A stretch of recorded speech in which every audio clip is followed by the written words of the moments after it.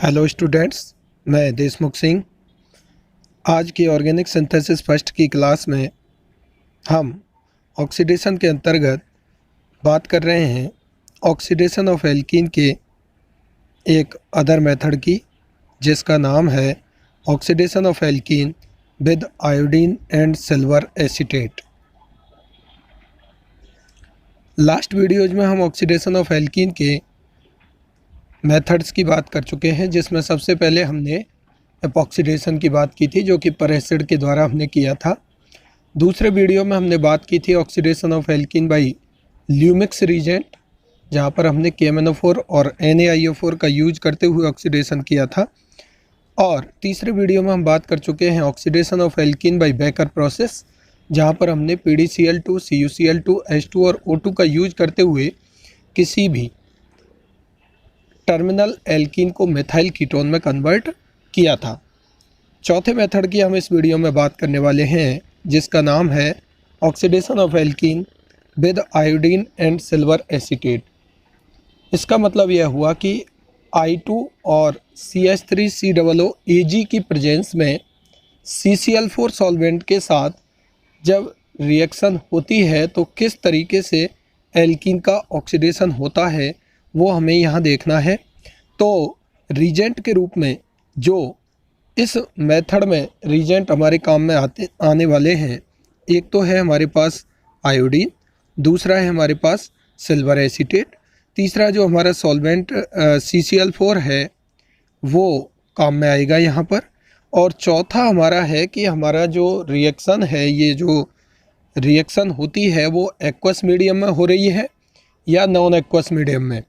यदि reaction aqueous medium में हो रही है तो हम उस रिएक्शन को वुडवर्ड रिएक्शन के नाम से जानते हैं।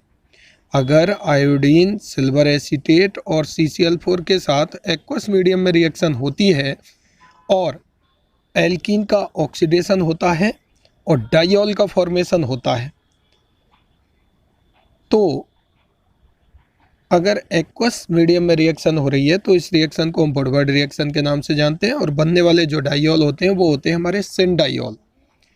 और यदि आयोडीन, सिल्वर एसीटेट और CCl4 के साथ नॉन एक्वस मीडियम में इन एब्सेंस ऑफ वाटर यदि रिएक्शन होती है तो हम उस रिएक्शन को प्रीवॉस्ट रिएक्शन के नाम से जानते हैं। तो यहाँ पर oxidation of alkene with iodine, silver acetate and CCl4 will takes place in two methods. Whether it is happening in aqueous medium, then it is called Woodward reaction. If this reaction in these conditions will not takes place in absence of water or will takes place in absence of water, then it is called Prevost reaction. अब हमें इस video में Woodward reaction की mechanism क्या होती है, प्रीवॉस्ट reaction की mechanism क्या होती है वो देखनी है। लेकिन उससे पहले हम ये देख लेते हैं कि वुडवर्ड रिएक्शन में हमारा प्रोडक्ट के रूप में सिन डाइऑल का फॉर्मेशन होता है, जबकि प्रीवॉस्ट रिएक्शन में हमारा प्रोडक्ट के रूप में ट्रांस डाइऑल, इन प्रीवॉस्ट रिएक्शन ट्रांस डाइऑल बनता है। इन वुडवर्ड रिएक्शन सिन डाइऑल का फॉर्मेशन होता है। सिन डाइऑल से मतलब क्या है, मतलब यह है कि दोनों जो जुड़ने वाले OH होते हैं वो दोनों ही OH एक ही फेस से जुड़ते हैं, या तो ऊपर वाली फेस से जुड़ेंगे या नीचे वाली फेस से जुड़ेंगे। ट्रांस डाइऑल में क्या होता है, एक OH ग्रुप एक ऊपर वाली फेस से जुड़ता है तो दूसरा OH ग्रुप नीचे वाली फेस से जुड़ता है। तो वो प्रोडक्ट हमको, ट्रांस डाइऑल वाला प्रोडक्ट हमको प्रीवॉस्ट रिएक्शन में ऑब्टेन होता है, जबकि सिन डाइऑल, जिसे हम सिस डाइऑल भी बोल सकते हैं, वो प्रोडक्ट हमको वुडवर्ड रिएक्शन में ऑब्टेन होता है। आइए हम बात करते हैं इस वीडियो में कि वुडवर्ड रिएक्शन कैसे होती है और इसकी मैकेनिज्म क्या होती है। तो देखिए, यहाँ पर मैंने एक सिंपल कॉमन रिएक्शन लिखी है, जहाँ पर आपका कोई एल्कीन है जिसकी स्टीरियो मैंने यहाँ ट्रांस दिखा रखी है।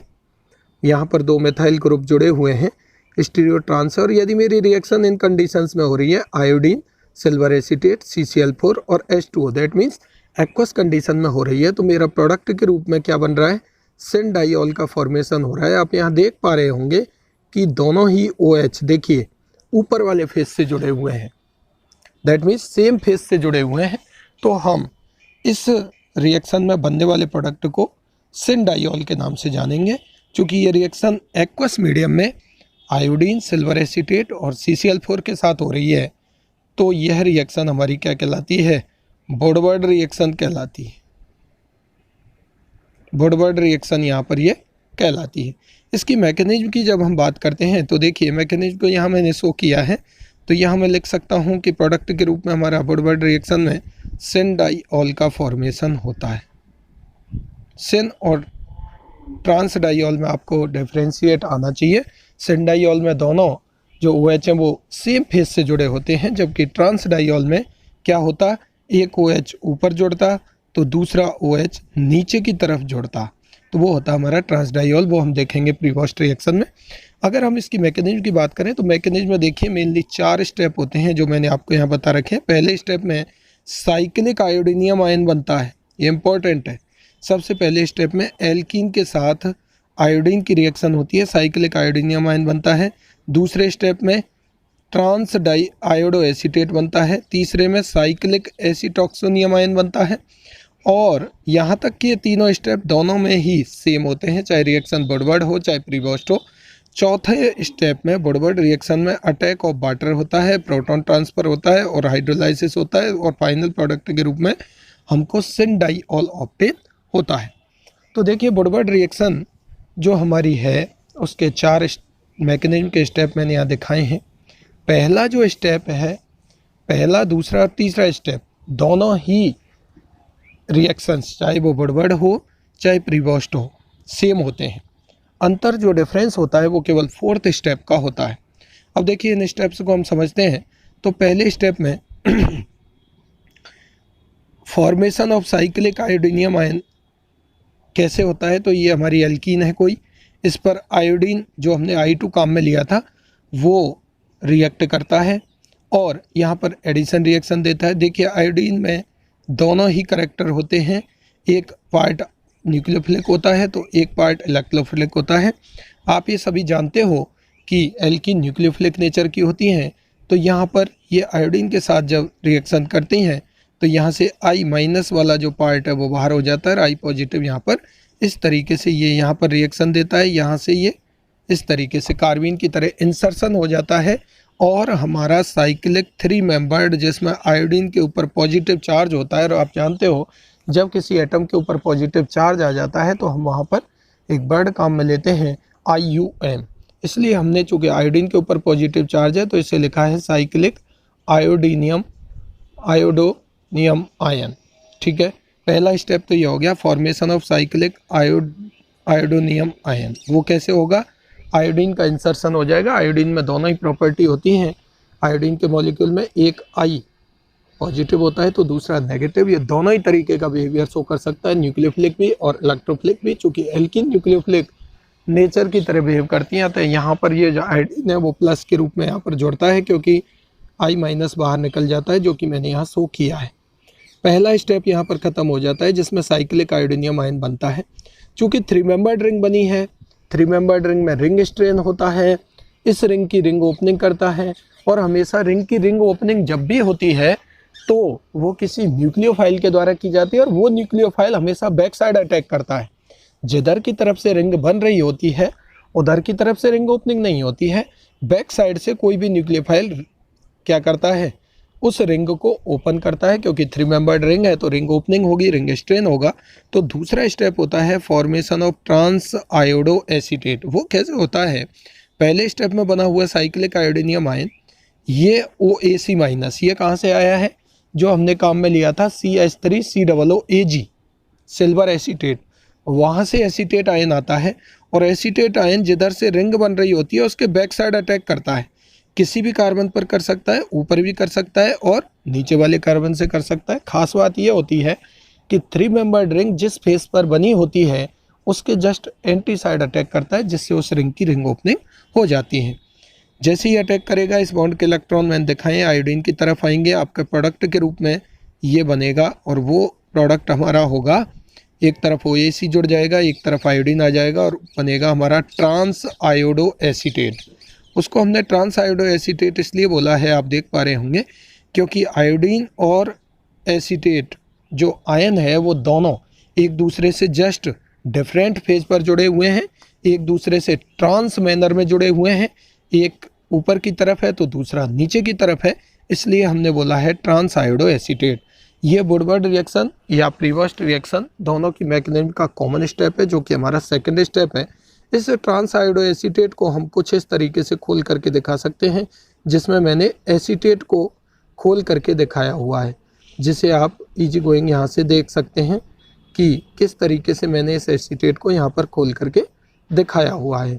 उसके बाद यहाँ पर ये जो कार्बोनिल का कार्बन वाले या न्यूक्लियोफिलिक जो करैक्टर हैं, वो चूँकि आयोडीन यहाँ पर है, ये आयोडीन बाहर निकलती है और यहाँ पर इस बॉन्ड के द्वारा अटैक किया जाता है, जो आप देख पा रहे होंगे।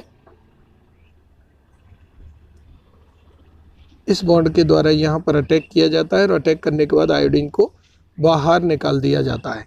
एनजीपी ऑपरेट होती है, नेबरिंग ग्रुप पार्टिसिपेशन ऑपरेट होता है। और देखिए, हमने सिल्वर एसीटेट काम में लिया था, उसमें से एसीटेट आयन यहाँ काम आ चुका है और जहाँ रिएक्शन हो रही होती है वहाँ पर हमारा Ag+ घूम रहा होता है।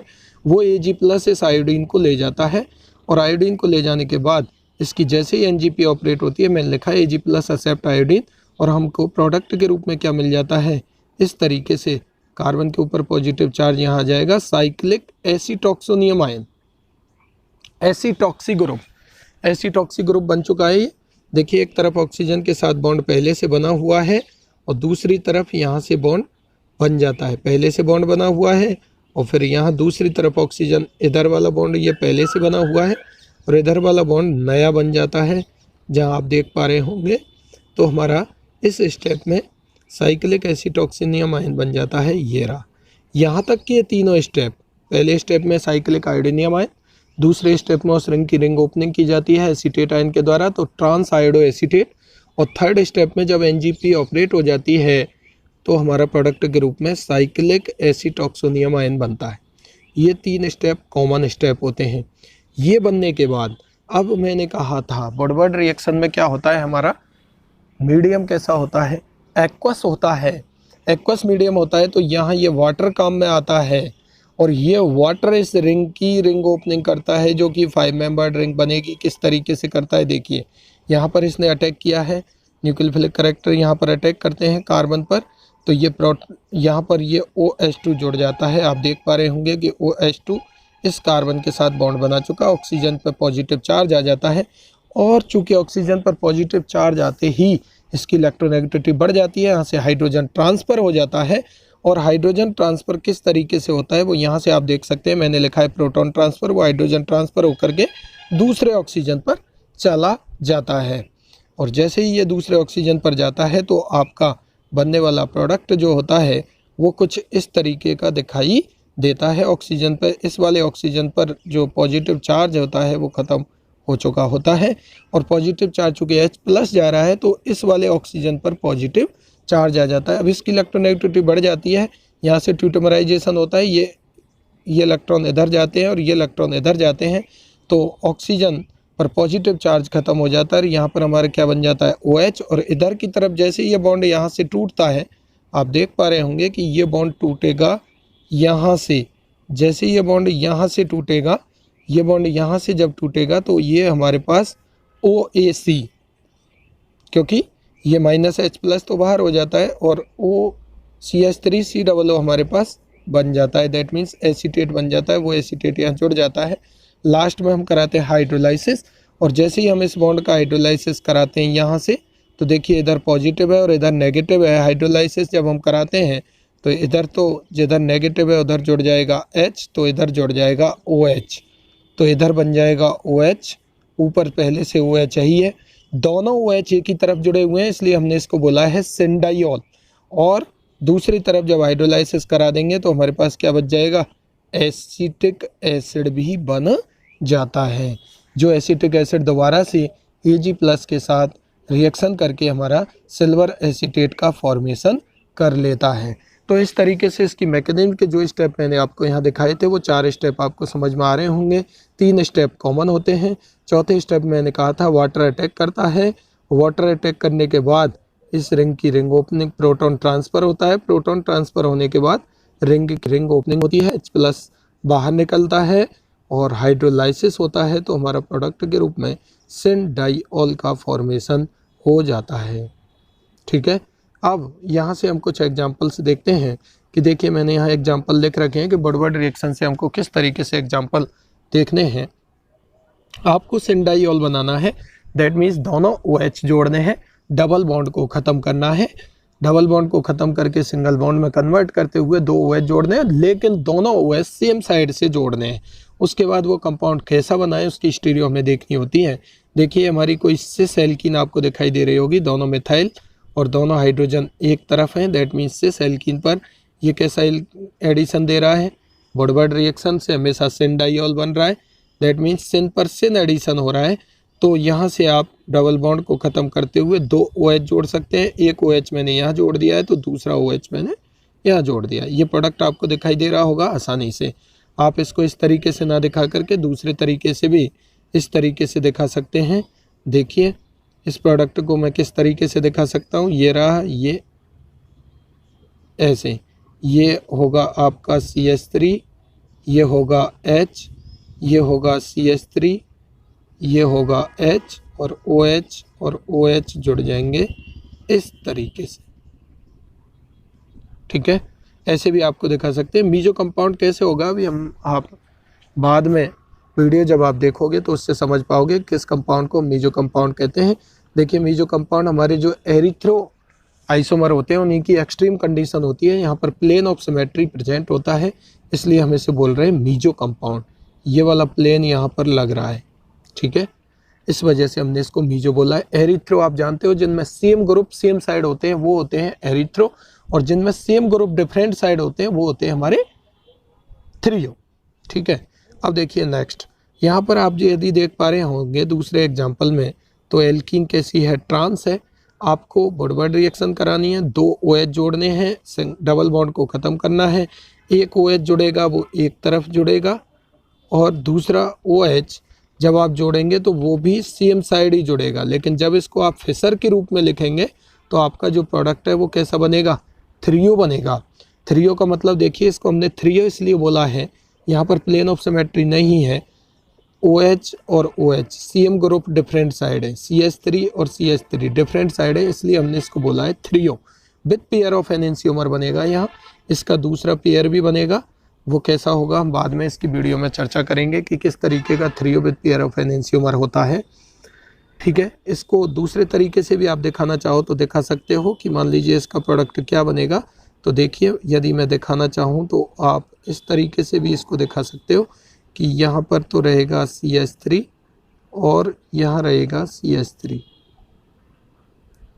और इधर आपका जुड़ेगा OH और इधर जुड़ेगा OH, दोनों एक ही तरफ जुड़ेंगे, इस बात का ध्यान रखना है। H और H एल्कीन की जैसी स्टीरियो थी वैसी उसको मेंटेन रखना है और OH को सेम साइड जोड़ना है। उसके बाद हम देखते हैं कि प्रोडक्ट हमारा थ्रियो बना है, एरिथ्रो बना है या मीजो बना है। मीजो तब बनता है, एरिथ्रो की कंडीशंस में से ही मीजो बनता है, यदि उसमें प्लेन होता है तो मीजो बनता है, नहीं तो एरिथ्रो होता है। एरिथ्रो वो होगा जिसमें सेम ग्रुप सेम साइड होंगे। अगर हम बात करें थर्ड एग्जाम्पल की, तो थर्ड एग्जाम्पल की जब हम बात कर रहे हैं तो यहाँ आप देख पा रहे होंगे कि ये एल्कीन सिस है, इस पर वुडवर्ड रिएक्शन होगी, आप दोनों तरफ 2 OH दोनों कार्बन्स पर जोड़ देंगे, सेम साइड जोड़ देंगे, आपका ये कंपाउंड मीजो होगा क्योंकि इसमें बीच में प्लेन ऑफ सिमेट्री है। एरिथ्रो भी होगा, एरिथ्रो की एक्सट्रीम कंडीशन है, यहाँ पर प्लेन प्रेजेंट है, इसलिए हमने इसको बोला है मीजो।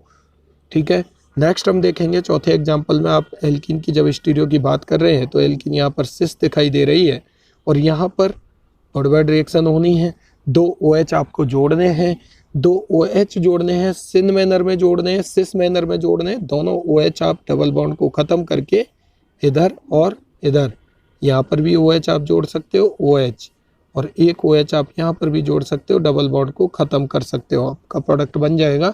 बनने वाला प्रोडक्ट मीजो होगा। यहाँ पर एरिथ्रो की कंडीशन आ रही है क्योंकि देखिए एरिथ्रो हम इसलिए बोल रहे हैं कि OH और OH सेम साइड है, D और D सेम साइड है, एरिथ्रो होगा, लेकिन यहाँ पर प्लेन ऑफ सिमेट्री प्रेजेंट है, इसलिए हम इसको बोलेंगे मीजो। इसके बारे में हम बात करेंगे नेक्स्ट वीडियोज में। पांचवें एग्जाम्पल की जब हम बात कर रहे हैं तो देखिए वुडवर्ड रिएक्शन में आप डिफरेंट एग्जाम्पल दे सकते हो, कोई भी एल्कीन आप ले सकते हो। एक ऐसी एल्कीन आपको दिखाई दे रही है ट्रांस, यहाँ से क्या होगा, दो OH जोड़ेंगे, दोनों कैसे मैनर में होंगे, सिन मैनर में आपको जोड़ने हैं। मैंने यहाँ पर दोनों OH आपको दिखाई दे रहे हो तो सिन मैनर में जोड़ दिए हैं। और यहाँ पर बनने वाला जो प्रोडक्ट होगा बाद में वो कैसा बन रहा है, 3O बन रहा है विद पेयर ऑफ एनेंशियोमर। जब आप 3O की बात करेंगे तो इसके प्रोडक्ट को हम कुछ इस तरीके से दिखा सकते हैं, देखिए कैसे, ये रहा OH और OH जब आप यहाँ दिखाएंगे तो एक OH इधर आएगा तो दूसरा OH इधर आएगा, और आप दिखा रहे हो CH3 तो यहाँ पर एक CH3 इधर होगा तो दूसरा CH3 इधर होगा, और दोनों COOH ऊपर, और इसमें प्लेन नहीं है क्योंकि प्लेन वो होता है जहाँ पर, ये प्लेन नहीं है क्योंकि OH और OH एंटी साइड है, एंटी साइड है, दैट मीन्स ये होगा 3O। ठीक है, तो इस आधार पर आप ये देख सकते हैं कि आपको चाहे एल्कीन कैसी भी दी हुई हो, मैंने यहाँ एग्जांपल आपको दे रखे हैं। जब आपको वुडवर्ड रिएक्शन करानी हो जो हमारी होती है आयोडीन सिल्वर एसीटेट CCl4 और वाटर की प्रेजेंस में, वहाँ पर आपको डबल बॉन्ड को ख़त्म करके दो OH जोड़ने होते हैं। ध्यान ये रखना होता है कि दोनों OH एक ही फेस से जुड़े हुए रहते हैं। उसके बाद हम प्रोडक्ट की स्टीरियो चेक करते हैं कि प्रोडक्ट हमारा एरिथ्रो बनेगा या 3O बनेगा, इनमें से ही बनेगा। एरिथ्रो की एक और कंडीशन, एरिथ्रो हम उस आइसोमर को बोलते हैं जिसमें दो स्टीरियो सेंटर हो, दैट मीन्स दो कायरल सेंटर हो, सेम ग्रुप सेम साइड हो। लेकिन यदि उसी एरिथ्रो में प्लेन ऑफ सिमेट्री हो तो एरिथ्रो को ही हम क्या बोलते हैं, मीजो बोलते हैं, इसलिए हमने यहाँ मीजो बोला है। 3O जो है वो कंपाउंड होता है, वो आइसोमर होता है जिसमें दो स्टीरियो, दो कायरल सेंटर तो हैं, दोनों जो ग्रुप होते हैं सेम ग्रुप, वो कैसे होते हैं, डिफरेंट साइड होते हैं। जैसे आप यहाँ देख पा रहे होंगे डिफरेंट साइड है, एक OH इधर, एक OH इधर, एक CH3 इधर, एक, ठीक है। यहाँ प्लेन ऑफ सिमेट्री नहीं होता है, इसलिए हमने इसको बोला है 3O। तो प्रोडक्ट क्या बनेगा, 3O बनेगा या एरिथ्रो बनेगा, इन दोनों में से ही बनता है। और यदि उसमें प्लेन होगा तो एरिथ्रो ही हमारा क्या कहलाता है, मीजो कहलाता है। इससे रिलेटेड आपको एक वीडियो आएगी, उसमें आप ये देख सकते हैं कि कंपाउंड कैसे बनता है और कैसे नहीं बनता। तो देखिए यहाँ पर वुडवर्ड रिएक्शन की मैकेनिज्म के जो 4 स्टेप मैंने आपको बताए उनमें 3 स्टेप कॉमन होते हैं, दैट मीन्स वो प्रीवोस्ट रिएक्शन में होते हैं। यहाँ तक कि ये तीनों step, first, second and third, तीनों ही स्टेप वुडवर्ड में भी होते हैं और प्रीवोस्ट में होते हैं। अंतर होता है तो केवल ये चौथे स्टेप का, क्योंकि हमें पता है प्रीवोस्ट रिएक्शन में जो हम वाटर की प्रेजेंस नहीं होती है, जबकि वुडवर्ड रिएक्शन में हम वाटर की प्रेजेंस काम में लेते हैं। Thank you.